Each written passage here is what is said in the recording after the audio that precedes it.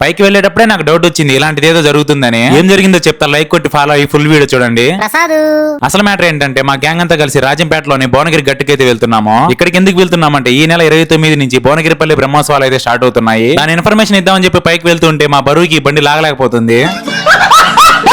ఈ భువనగిరిపల్లి బ్రహ్మోత్సవాల ఇన్ఫర్మేషన్ కి వస్తే డే 1 అంటే 29 వచ్చేసి గణపతి పూజ అయితే ఉంటుంది. అండ్ పంచామృత అభిషేకం కూడా ఉంటుందంట. నాకు పంచామృతం అంటే చాలా ఇష్టం. ఎవరన్నా ఈ వీడియో చూసే వాళ్ళు ఆ రోజు వస్తే ఆ పంచామృతం కొద్దిగా తీసి పెట్టండి నా కోసం. తర్వాత రోజు 30వ తేదీ నృసింహ జయంతి వెండి కవచ ధారణ అయితే ఉంటుంది. నెక్స్ట్ డే 3 అంటే 1వ తేదీ మార్నింగ్ వచ్చేసి అభిషేకార్చన, ఈవినింగ్ వచ్చేసి గరుడు సేవ అయితే జరుగుతుంది. అలాగే 2వ తేదీ మార్నింగ్ 11 గంటల నుండి 12:30 వరకు దేవుడి కళ్యాణం అయితే జరుగుతుంది. ఇంకా చివరి రోజు 3వ తేదీ వచ్చేసి వసంత సేవా ఉత్సవం అయితే జరుగుతుంది. ఈ ఇన్ఫర్మేషన్ ని మీ ఫ్రెండ్స్ అండ్ ఫ్యామిలీకి షేర్ చేసి ప్రసాదు అని కామెంట్ చేయండి. సో వీలున్న ప్రతి ఒక్కరూ మన భువనగిరి గట్టుకు వచ్చి ఆ నరసింహస్వామి ఆశీస్సులు తీసుకుంటారని కోరుకుంటున్నాము. కొండపై నుంచి అలా కిందికి వచ్చామో లేదో వచ్చే దారిలో మాకు పెట్రోల్ అయితే అయిపోయింది. కొన్నిసార్లు అంతే గైస్, ఇవన్నీ మీరు పట్టించుకోకుండా వీడియోని లైక్ చేసి ఫాలో అయిపోండి. వెల్కమ్ టు భువనగిరిపల్లి బ్రహ్మోత్సవాలు. సో గైస్ ప్రతి ఒక్కరు వచ్చి మన భువనగిరిపల్లి